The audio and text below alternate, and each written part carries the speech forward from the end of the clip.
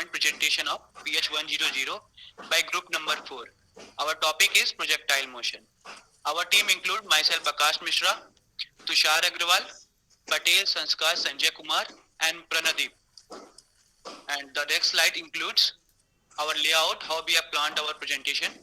We have conducted 4+ meeting and we have talked to each other on chat as well as individually. The average time duration of each meeting was around 30 minutes. I would like to thank Sipra ma'am and Aluwalia sir for giving us opportunity to work on this wonderful project. Here Pranadeep start the presentation. I would like to discuss about introduction of the projectile motion. The aim of the project is to predict range, time of flight, and maximum height. And to predict that the above parameters, we need to determine first the initial speed of the ball. That was also called as muzzle velocity. So coming to theory of the projectile motion, the projectile is any object that once projected or dropped continues in motion by its own inertia and is influenced only by the downward force of gravity. As you can see, the boy is kicking the ball with an initial velocity. It follows the parabolic path. As you can see, the types of projectile motion, the diagram indicates that the horizontal motion, it is a schematic representation of the horizontal projectile motion. An object is thrown from certain height h, and we can observe that the theta is equal to 0, which is angle of projection is equal to 0 degrees. As you can see, the vertical projectile motion, it is one type of projectile motion in which the angle of projection is equal to 90 degrees, and it relates with time and it varies with time in x-axis, as you can see clearly in the diagram.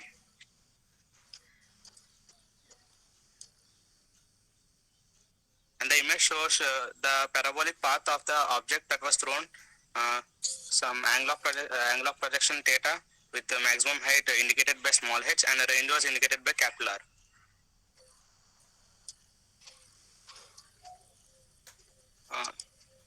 Time of flight, the total time for which the projectile remains in air is known as time of flight. You can see in the diagram, the velocity, an object is thrown at certain angle theta, where initial velocity is divided into components, and time of flight is equal to 2 into initial velocity, 2 into initial velocity into sine of launch angle by acceleration due to gravity. T is equal to 2v sine theta by g. The maximum height, the greatest height that the object will reach is known as height of projectile or maximum height, and it does not depend on the mass of the object. As the diagram shows, the maximum height was indicated by small h, where capital H is equal to v naught square sine square theta by 2g.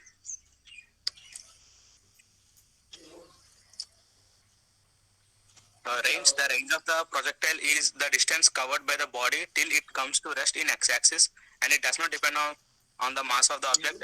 In the diagram, the blue dotted line indicates the range of the projectile motion, where capital R range is equal to v naught square sine 2 theta by g. The interesting points that might have came by doing the project is the motion of the projectile is determined only by the object's initial velocity and gravity. The vertical motion of the projected object is independent of its horizontal motion. The vertical motion of the projectile is nothing more than free fall. The one common variable between the horizontal and vertical motion is time. Thank you. Rest of the simulation part will continue by Sanskar. Let's see the simulation of this practical. This is the picture of simulation. We can see this is the cannon. We can change the initial velocity by this velocity slider. We can change the height of cannon by sliding this plus point. We can change the angle by sliding this cannon. This is erase button to erase the previous path. This is fire button to run the simulation. This is start and stop button, and this is the normal and slow button. Let's see the procedure part. This square box shows the initial values like height, angle and speed. We can change the things like cannonball, football, car to throw by this slider. We can change the mass and diameter of appropriate thing by this sliding. By sliding this slider, we can change the gravity by sliding this slider, and we can change the air resistance. Let's see some steps of this practical. First, set the height of cannon. Then set the appropriate angle and initial velocity. Then choose the thing like football, cannonball for throw, and choose its mass and dimension. Then choose the appropriate gravity and air resistance as your wish. Then press the fire button to run simulation, means through the thing, and use erase button to erase the previous path. Then see the observations. We can see the some points on this path. When we drag this circle to a particular path, this square box shows the time, range and height of this particular point. Let's see the some observations table. First observation table, the angle of projection is constant for these readings is 30 degree, and when we change the velocity, we can see that the total time, maximum height, range and will be changed with velocity. This is second observation with angle of projection is 45 degree. This is third observation with angle of projection is 60 degree. And this is fourth one with angle of projection is 80 degree. Then we keep velocity constant for particular readings and change the angle of projection and see how total time, maximum height and range will be changed with angle of projection. For this, velocity is 9 meter per second. This is second observation with velocity is 50 meter per second. This is third with velocity of 22 meter per second. And this is fourth one with velocity is 28 meter per second. Now change the height of cannon. Like this observation table at height of cannon is 2 meter. For this all observations, the total time of flight is constant 0.60 per second. But when we change the velocity, range will be changed. This is second observation with height of cannon is 5 meter. The total time of flight for this is 1.01 second. For third observation, the height of cannon is 9 meter and total time is 1.35 second. This is fourth one with angle height of cannon is 12 meter and total time is 1.56 second. Now change the gravity and see how total time, maximum height and range will be depend on velocity. For this observation, gravity is 12.50 meter per second. This is second observation table with gravity 15.90 meter per second square and angle of projection is 45 degree. This is third observation with angle of projection 60 and gravity is 7.30 meter per second. And this is fourth one with gravity 19.40 and angle of projection is 80 degree. Now see the one example of calculation of time of flight, maximum height and range. This is the calculation of time of flight. Initial velocity 70 meter per second, angle 30 degree, gravity 9.8 meter per second square. We can calculate time 2 into v into sin theta by g. We get 1.73 second. This is calculation of maximum height. Initial velocity 30, angle of projection 60, gravity is 12.50 meter. We can calculate h is equal to v square sin square theta by 2g. We get 5.07 meter. This is calculation of range. The initial velocity is 24 meter, angle of projection 45, gravity is 19.40 meter per second square. We can calculate r is equal to v square sin 2 theta by g. We get 29.69 meter. Now I request to Tushar to explain the graphs of this practical. So, in this part, we talk about in general graphs of projectile motion. Graphs of vertical projectile motion are similar to graphs of motion at constant acceleration. When initial velocity apart, the position versus time graph is like this. The equation of this graph is equal to x equal to ut plus half dt square. We choose a bar as positive.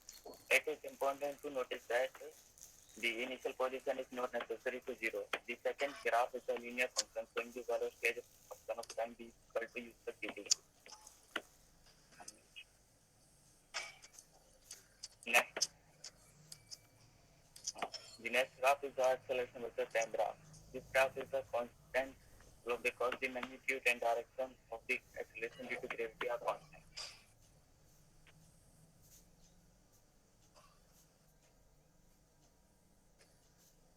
If an object starts from the rest, from example, it is dropped by a building, graph of velocity versus time looks like this. Here is initial velocity is 0. We know that there is a constant acceleration.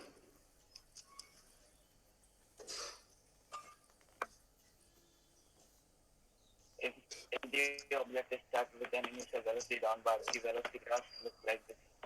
Here is we can see that the initial velocity and the final velocity. Let us see some important points to remember.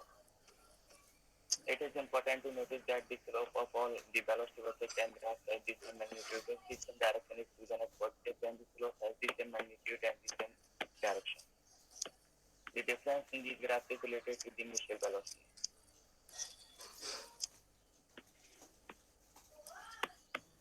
As an object travels through the air, it encounters a force that slows its motion called air resistance. Air resistance does significantly alter trajectory motion, but due to the difficulty in calculation, it is ignored in introductory stage.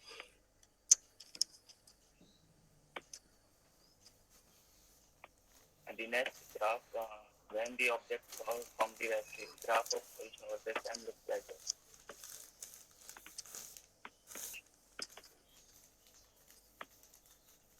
When initial velocity negative direction. For motion with an initial velocity negative direction, the graph of displacement versus time will be a narrower parabola as compared to the case where the object falls from rest. This is shown in this graph where the initial velocity in its negative direction. So Akash will continue next part.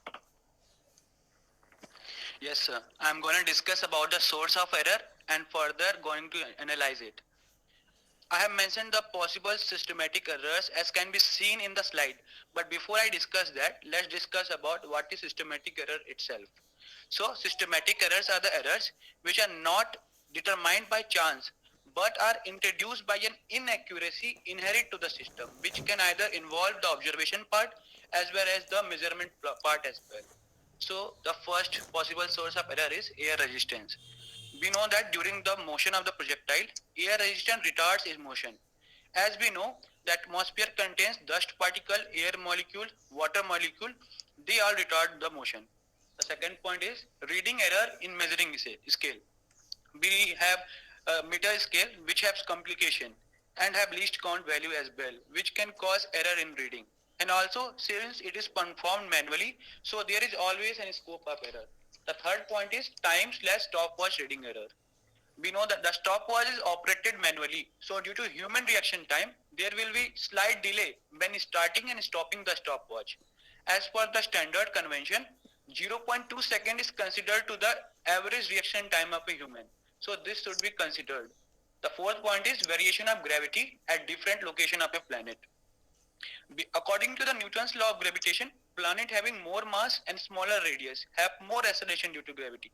Also, within the same planet, gravity varies from place to place. Let us take the example of our Earth itself. We know that the gravity at equator is less and gravity at poles is more. The gravity at equator is 9.78 meter per second square and at pole is 9.86 meter per second square. But what we know about gravity is that the gravity of Earth is 9.80 meter per second square. So that part is just the average part of all the places on the Earth. So this thing should be kept in mind while calculating this observation. Next slide, please. Sir, we are using mainly stopwatch and meter scale to measure the time, maximum height and the range, which is indeed the aim of our observation. So the least count of the scale is 0.001 meter or 0.1 centimeter. Let me clarify that the least count is the minimum value which can be measured from that instrument. The second is the least count of the stopwatch, which is 0.01 seconds. Next slide.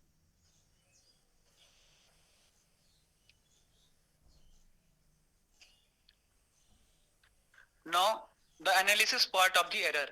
Sir, since we are performing all the experiment in virtual simulated mode, so all the points which I have mentioned in the previous slides are ineffective in giving any kind of error.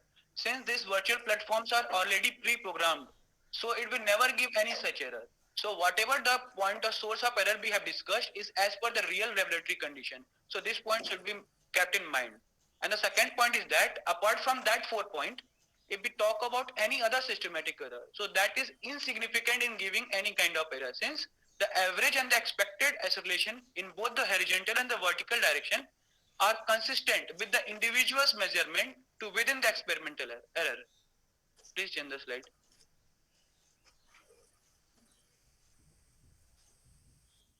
Now I'm going to discuss about the result and the observation part from the experiment. Since if we keep the angle of projection constant, height of the cannon constant, and gravity kept fixed, in that condition, if we increase the velocity, we will see that the maximum height, the range, and the time of the flight, all three gonna increase. And if instead of increasing the velocity, if we increase the angle of projection, keeping the velocity constant, we will see that the height of the flight and the time of the flight is going to increase, but the range first increases and then decreases. The third point is that if we increase the height of the cannon, keeping at a particular angle of projection at a particular velocity and a particular gravity, we will see that the maximum height above the cannon base is constant.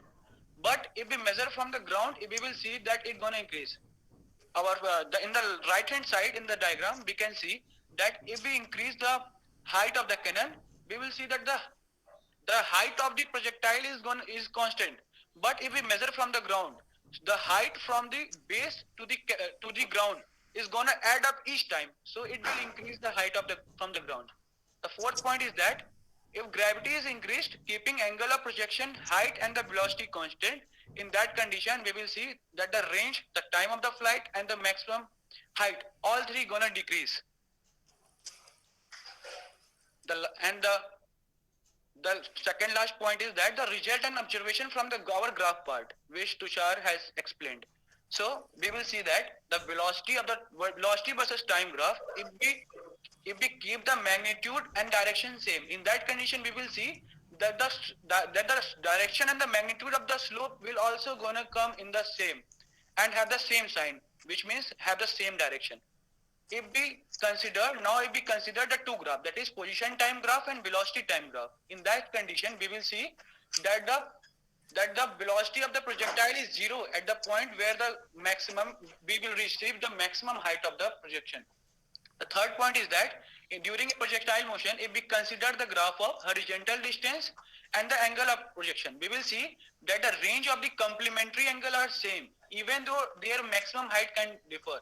On the right hand side in the diagram, we can see that the 30-degree and 60-degree angle of projection, which are complementary to each other, that is, they add up to 90. They will give the same range, but their maximum height varies.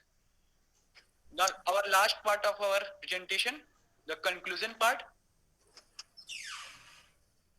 we see that a time taken, range covered, and the maximum height and their variation observed matches with the formula as per mentioned in the theory, which is indeed the aim of our presentation as well.